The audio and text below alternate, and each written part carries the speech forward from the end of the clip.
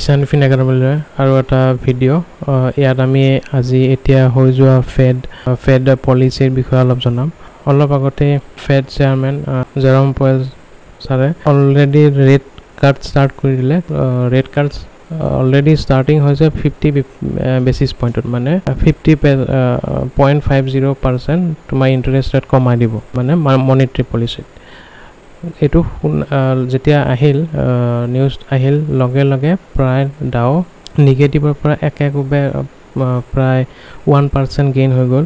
যেহেতু 50 basis point মই আগতে জনাইছিলোঁ যেহেতু 50 বেচিছ পইণ্ট যদি দিয়ে তেনেহ'লে মাৰ্কেট এইটো নিগেটিভলি ল'ব এই কাৰণে কাৰণ 50 বেচিছ পইণ্ট ৰেট কাট কৰি দিয়া মানে হ'ল ইকনমিত বহুতে শ্ল' ডাউন আহিব পাৰে এটা আশংকা এটা আছে শ্ল' ডাউন আহিব পাৰে তো সেইকাৰণে কি হ'ল মাৰ্কেটে এইটো যিমানখিনি ওপৰলৈকে গৈছিল গোটেইখিনি তললৈকে আহি গ'ল এতিয়া কমেণ্ট্ৰি দিব বাকী আছে কিন্তু মাৰ্কেটে অলৰেডি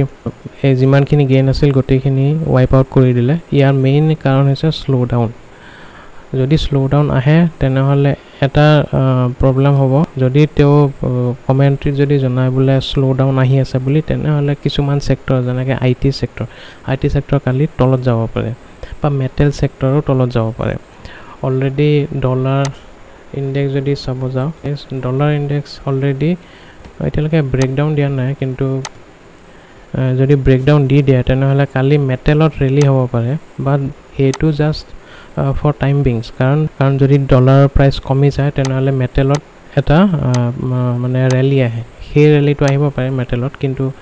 যদি শ্ল' ডাউন বহুতে বেছি হৈ যায় তেনেহ'লে আকৌ মেটেলত উইকনেছ আহিব চ'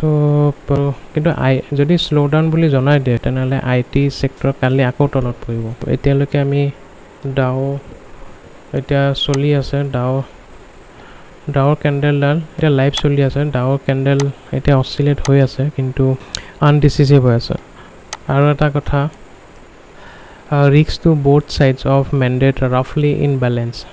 আৰু কি হয় বণ্ড মাৰ্কেটত ইয়াৰ প্ৰভাৱ পৰিবই আৰু এটা ফেড হৈছে ইউ এছ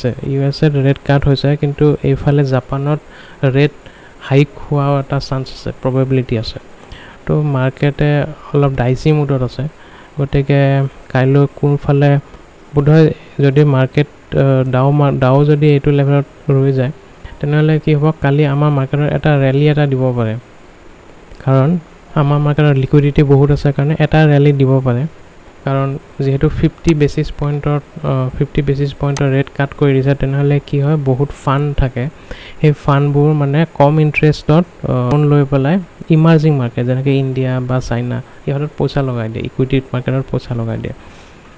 তো সেইটো এটা আৰ্বিট্ৰেজ এডভান্টেজ এটা লয় তো সেই তাৰ কাৰণে এটা ফাণ্ড আহিব পাৰে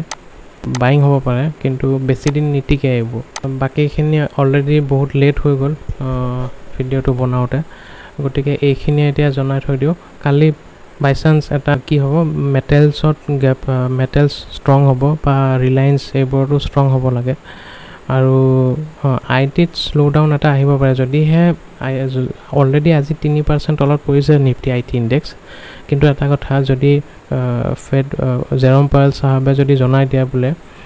শ্ল' ডাউন আহিবই তেনেহ'লে আই টিত অলপমান প্ৰেছাৰ আহিব কালি আৰু ৰেট কাট যিহেতু 50 বেচিছ পইণ্ট হৈছে তেনেহ'লে NBFCত কালি নতুনকৈ ফ্ৰেছ বাইং আহিব গতিকে NBFCত অলপমান ষ্ট্ৰং হ'ব লাগে NBFC যেনেকৈ NBFCৰ লগতে কিছুমান ষ্টক আছে যিবোৰত অলৰেডি যেনেকৈ বেদান্তা বা UPL এইবোৰে অলৰেডি বহুত লোন লৈ থৈ দিছে আমি বাহিৰৰ মাৰ্কেটৰ পৰা বা বাহিৰৰ মানে USA বা বেলেগ মাৰ্কেটৰ পৰা বহুতে লোন লৈ থৈ দিছে তেওঁলোকৰ অলপমান ইজি হ'ব কাৰণ 50 বেচিছ পইণ্ট মানে তেওঁলোকৰ লোনৰ ইণ্টাৰেষ্ট ৰেট কমি যাব তো তেওঁলোক তেতিয়া বেদান্তা বা UPL এই দুটা ষ্টক অলপমান পজিটিভ হ'ব লাগে সম্ভাৱনা এটা আছে বাকীখিনি আমি কালি ডিছকাছ কৰিম থেংক ইউ